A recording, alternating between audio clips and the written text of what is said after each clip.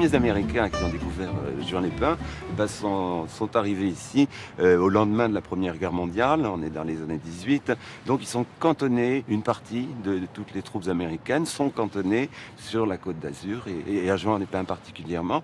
Un d'entre eux, et là c'est amusant parce que ça nous rapproche du jazz, de toutes ces choses-là, et bien ça s'appelait Cole Porter.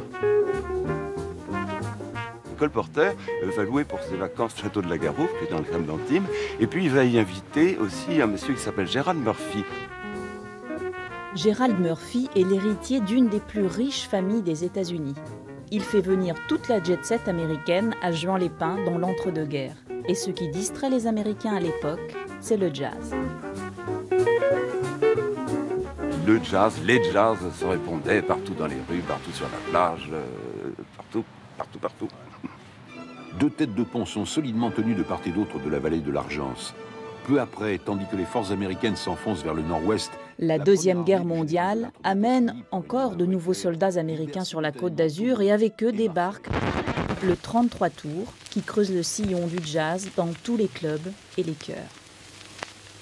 Le jazz était considéré comme une musique de danse au départ, donc c'est pour ça que ça marchait bien. C'est pour ça qu'au Whisky à Gogo, à Juan Lépin, ou au Vieux Colombier, qui étaient des clubs que malheureusement pas connus, on allait danser sur Sidney Bechet.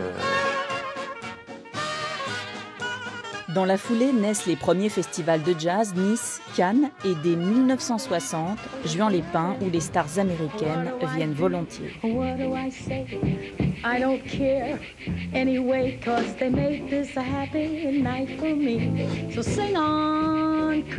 C'est une des raisons, c'est aussi la ségrégation qui existait aussi aux États-Unis. C'était pas facile d'être un musicien noir, probablement, et de s'exprimer sur des grandes scènes, alors qu'ici, des Louis Armstrong, des Sidney Bechet, peu importe la couleur, le jazz était une réalité et on avait des scènes et des moyens d'expression pour tous ces musiciens.